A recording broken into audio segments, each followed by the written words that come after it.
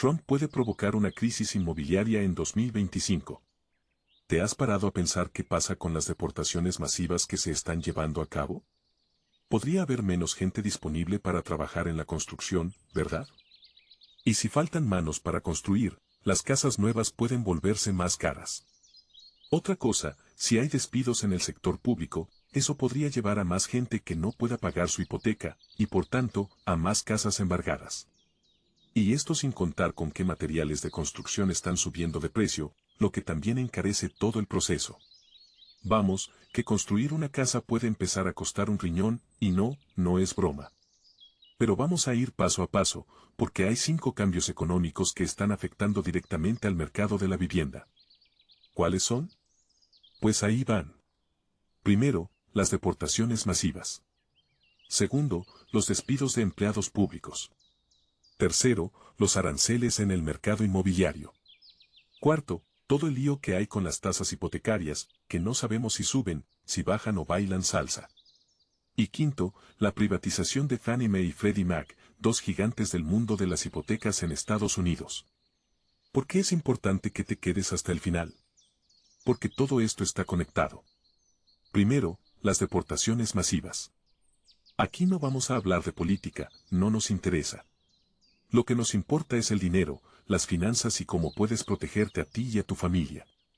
Porque, seamos sinceros, no podemos depender de que la Casa Blanca nos solucione la vida, ¿verdad? Pues bien, la administración de Trump está llevando a cabo deportaciones masivas de inmigrantes indocumentados. Y esto, aunque no lo parezca, afecta al mercado de la vivienda. ¿Cómo? El mercado inmobiliario, como cualquier otro, es un juego de oferta y demanda. Si hay más vendedores que compradores, es decir, más oferta que demanda, los precios tienden a bajar porque los vendedores compiten entre sí para atraer a los pocos compradores que hay.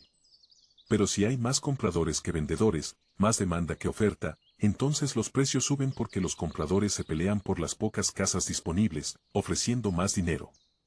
Es como una subasta, pero con casas. Ahora, ¿qué tiene que ver esto con las deportaciones? Pues resulta que, según el Centro de Investigación Pew, el 21% de los trabajadores de la construcción son inmigrantes indocumentados. Sí, 1 de cada 5. Y si una gran parte de ellos son deportados, ¿qué pasa? Pues que puede faltar mano de obra para construir casas nuevas. Y si faltan trabajadores, las empresas de construcción tienen que pagar más por los que quedan, lo que encarece el coste de construir una casa. Resultado, menos casas nuevas en el mercado y probablemente precios más altos.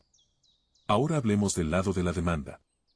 Si la gente es deportada, hay menos personas que necesitan un techo sobre su cabeza.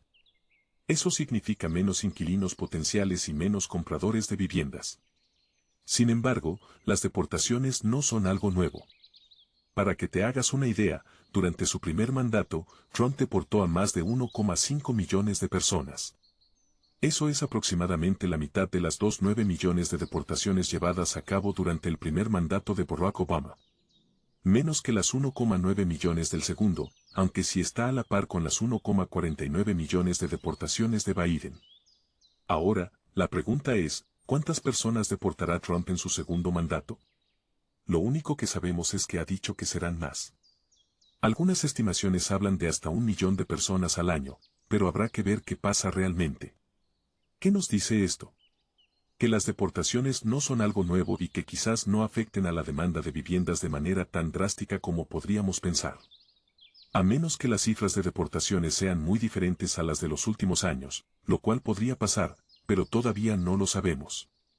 Lo que sí sabemos es que, si la gente se va del país, hay menos demanda de viviendas posibles porque hay menos personas que las compran.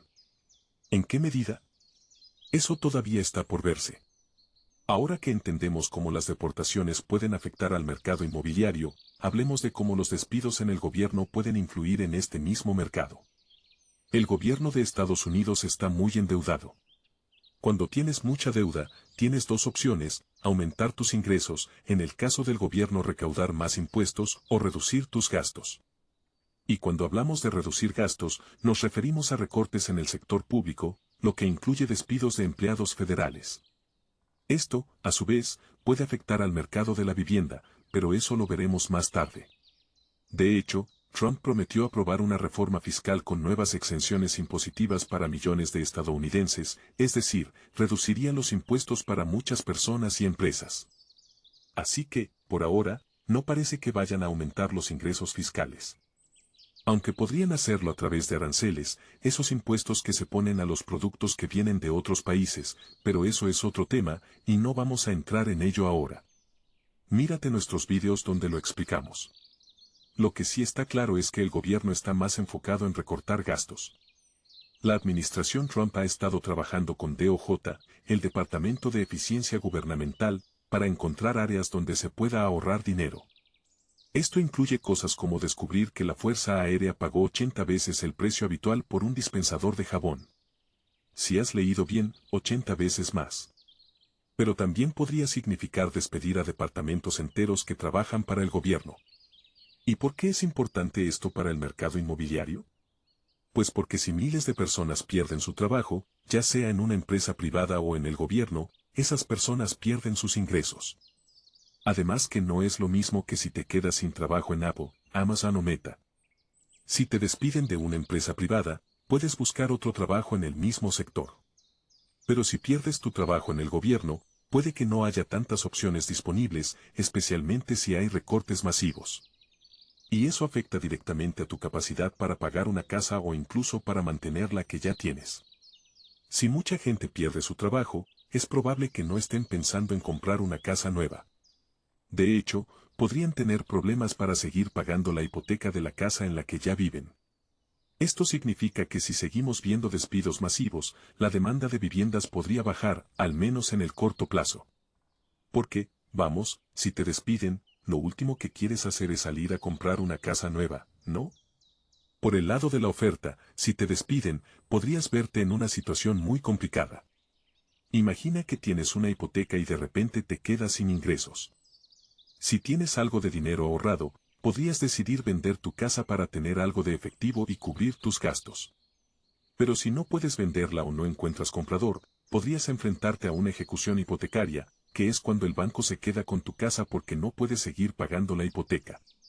Vamos, que es un lío gordo. Pero aquí hay un problema. Todavía no sabemos cuántos despidos habrá ni cómo va a reaccionar la economía ante esto. Y es algo que tendremos que vigilar durante los próximos 12 a 18 meses. Ahora, hablemos de los aranceles. Porque esto es muy interesante y mucha gente no le está prestando atención. Canadá es uno de los mayores proveedores de madera a Estados Unidos. ¿Y qué necesitas para construir casas? Exacto, madera. Pues bien, el 1 de febrero de 2025, Trump impuso aranceles a las importaciones de Canadá y México de un 25%, incluyendo la madera. Esto significa que si vas a construir una casa, la madera que necesitas podría costarte un 25% más. Pero aquí viene el giro.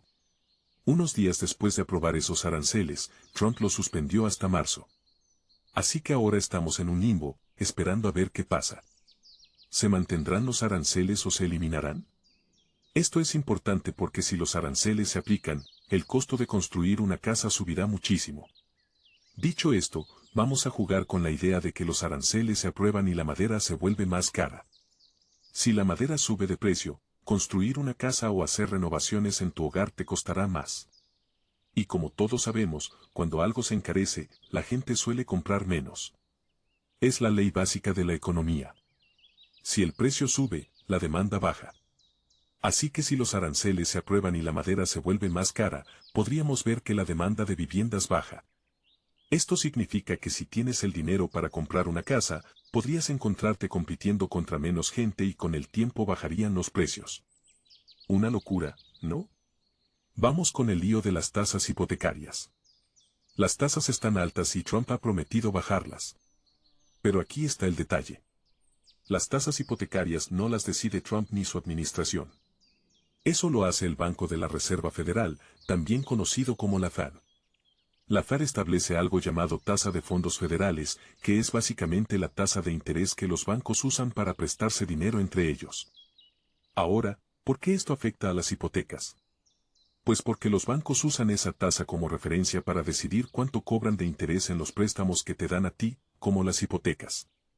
Si la tasa de fondos federales sube, los bancos te cobrarán más intereses por tu hipoteca. Si baja, los intereses de tu hipoteca también bajarán. Es como un efecto dominó.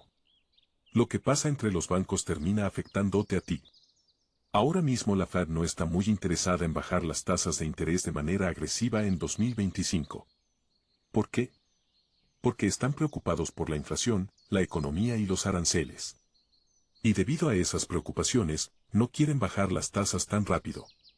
Esto significa que, aunque Trump haya prometido tasas hipotecarias del 3%, la realidad es que, con la información que tenemos hoy, parece bastante difícil que eso ocurra. Pero ojo, siempre está el factor X. ¿Qué es el factor X? Pues algo que no sabemos hoy, pero que podría cambiar las reglas del juego. Por ejemplo, el gobierno podría crear un subsidio para ayudar a la gente a obtener tasas hipotecarias más bajas.